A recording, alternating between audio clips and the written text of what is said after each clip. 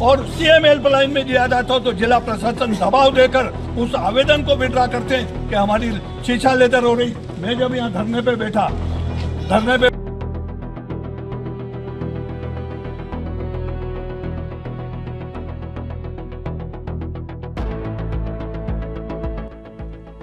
मामला झाबुआ जिले के शिक्षित व्यक्ति का है।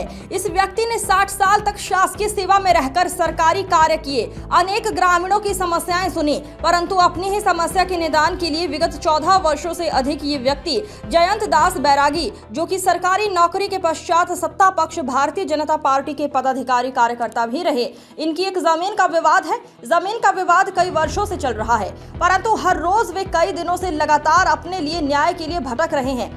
आज भी जनसुनवाई में आए कलेक्टर साहब से जनसुनवाई में अपनी जमीन के प्लांट के लिए हक के लिए आवेदन दिया, परंतु इन्होंने खुलेआम कलेक्टर कार्यालय से बाहर कहा कि मेरे को आप न्याय नहीं मिल रहा है, मुझे अब इच्छा मृत्यु चाहिए क्योंकि मैं परेशान हो गया हूं। इन्होंने सत्ता पर भी सवाल उठाते हुए बड़े ही भावुक मार्मिक तरीके से अपने विचार व्यक्त किए।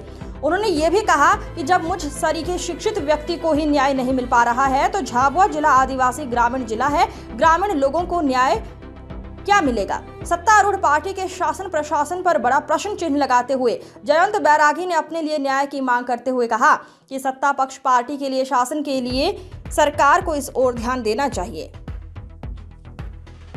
तो फिर क्या होगा, लपटे तुम्हें निकल जाए तो फिर क्या होगा। मामला पेंडिंग है, कब लिया था प्लाट और कब? 2014 से प्लाट लिया संजय सोसाइटी में, 80 मकान बन चुके हैं, 10 प्लाटों की रजिस्ट्री बाकी है।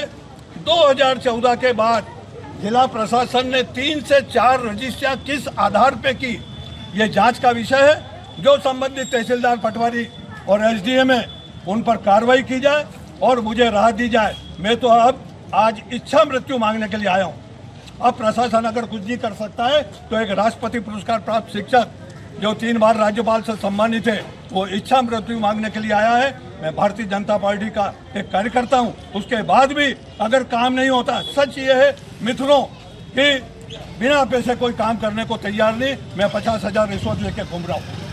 2014 से मैंने कई कलेक्टर को कहा। आपकी सरकार के खिलाफ बात कर रहे हैं कि रिश्वत ली जा रही है। मित्रों, मेरी वैचारिकता और पार्टी के प्रति अपनी जगह है। अगर एक कार्यकर्ता का अगर और सीएम हेल्पलाइन में दिया जाता हो तो जिला प्रशासन दबाव देकर उस आवेदन को विड्रॉ करते हैं कि हमारी शिक्षा लेटर हो रही। मैं जब यहाँ धरने पे बैठा तथाकथित उस समय के तहसीलदार साहब ने मेरा मोबाइल छीन लिया और मेरे को आनंद फानंद में एक पत्र दे दिया कि आप धरना उठा लो और कल आपका काम होगा। मित्रों, बहुत स्थिति खराब है। दरिया अब तेरी खैर नहीं, बूंदों ने बगावत कर दी है। इस तरह से एक पढ़े लिखे व्यक्ति के साथ अगर इस तरह का होता है तो सुदूर अंचल में जो आते हैं वनवासी लोग, उनका क्या होता है। मैंने कई जनसुनवाई में देखा, उन आदिवासी लोगों को डरकाया जाता है, भटकाया जाता है, उनको रवाना कर दिया जाता है। से लगाकर मोड़ डूंढा तक एक न्याय यात्रा निकालूंगा और पूरे जिले में जिस तरह का काम चल रहा है उसका खुलकर बोलूंगा। अगर मुझे पार्टी से बाहर किया जाता तो मुझे कोई एतराज नहीं है, क्योंकि मैं आज आर्थिक और मानसिक रूप से टूट चुका हूँ। उसके बाद कोई सुनने को तैयार नहीं। यह कौन सा सुशासन की बात है, किस तरह के लगाए जाते हैं सरकार की उल्लेखनीय, एक आदमी को परेशान किया जाता है। मित्रों, इसके लिए जन सुनवाई आज भी कुछ नहीं होना है, इस बात का मुझे विश्वास है। और मैं निश्चित रूप से अब किसी तरह के और मुझसे FIR की दोष दी जाती है। यह कोई तरीका 74 साल की उम्र में किसी साथी से कैसे बात की जाए। अरे वे आप टॉकिंग तो ठीक रखो। आप किसने दी आपको FIR की धमकी?